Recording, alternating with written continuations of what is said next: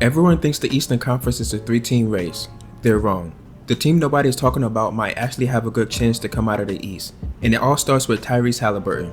Just 2 years ago, Indiana shocked the NBA by reaching the Eastern Conference Finals. 1 year later, they were in the Game 7 of the NBA Finals before everything changed.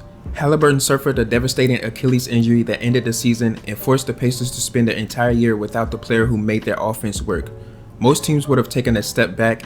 Indiana didn't. While Haliburton recovered, the Pacers quietly built a roster better than the one that reached the finals. Before the injury, Haliburton averaged 18 points and around 9 assists while leading one of the NBA's most explosive teams. His passing, pace, and decision-making turned Indiana from a rebuilding team into a contender. But here's what makes this comeback different. He isn't returning to the same team he left. Pascal Siakam continued playing on an all-star level, proving he can still be the veteran leader every contender needs. Andrew Nembhard also took another step forward, developing into a more confident scorer and secondary playmaker. Instead of Haliburton carrying their entire offense, Indiana now has another guard capable of creating opportunities when defenses load up. Then came the biggest offseason move. The Pacers traded Benedict Mathurin for Zubac. At first, it looked like they were giving up offense. In reality, they were fixing their biggest weakness. Indiana had scoring. What they needed was size, rebounding, and interior defense. Zubac gives you all three. He's the type of center who can control the paint, finish possessions with rebounds, and make life difficult for opponents at the rim.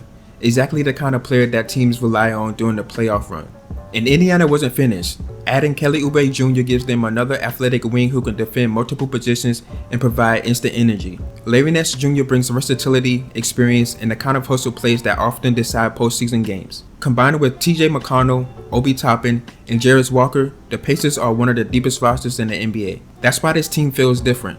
They're no longer built to only outscore opponents, they're built to survive playoff basketball. Which brings us back to the biggest question. What version of Tyrese Haliburton will return?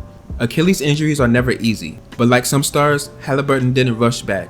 He took their entire season off to recover, giving himself the opportunity to return at full strength instead of risking a setback.